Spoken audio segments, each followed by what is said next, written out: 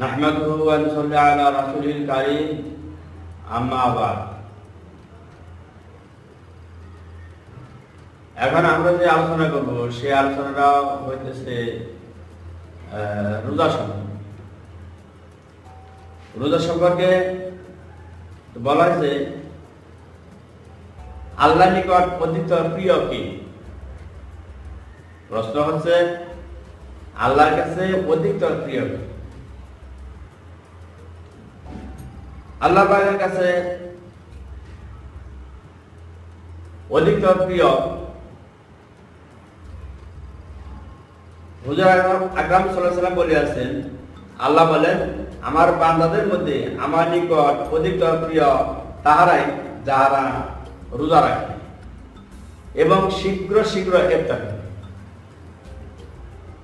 সুবহানাল্লাহি ওয়া বিহামদিহি সুবহানাল্লাহিল আযীম। রোজা দেখা যায় না, আল্লাহ পাককে দেখা যায় না। রোজাদার খায় না, আল্লাহ খায় না। আল্লাহ বলেন, রোজা আমার জন্য, আসামু লি ওয়া আনা আজজি বিহি। আল্লাহ রাব্বুল আলামিন বলেন, রোজা আমার জন্য এবং রোজার প্রতিদান আমি আল্লাহ দেব। তো আমার কাছে সবচেয়ে শ্রেষ্ঠ তাহারাই যারা রোজা রাখে এবং শীঘ্র শীঘ্র ইফতার করে, এবং ইফতার না করে যেন কেউ নামাজ না পড়ে। অর্থাৎ অনেকক্ষণ পরে যদি কেউ ইফতার করে তার রোজাটা মাকরুহ হয়ে যায়। জেনে শুনে আমরা মাকরুহ করব না। তো আল্লাহ পাকের কাছে সবচেয়ে শ্রেষ্ঠ দাবি, সবচেয়ে উত্তম ব্যক্তি সেই যে রোজা রাখে এবং শীঘ্র শীঘ্র ইফতার করে।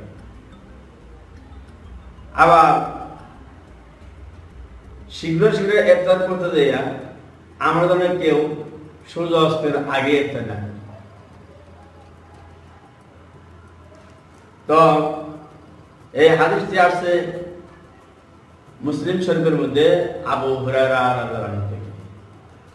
তো আমরা জানতে পারলাম আল্লাহ পাকের কাছে সবচেয়ে উত্তম ব্যক্তি সেই যে রোজা রাখে এবং শীঘ্র শীঘ্র ইফতার করে।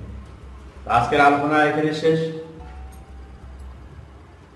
তবে আমাদের ভিডিওগুলো যদি আপনাদের ভালো লাগে লাইক দিন এবং আপনাদের বন্ধু বান্ধবের কাছে বেশি বেশি করে শেয়ার করুন, এবং আমাদের সাথে থাকতে হলে আমাদের চ্যানেলটি সাবস্ক্রাইব করুন। খুদা হাফেজ। আসসালামু আলাইকুম।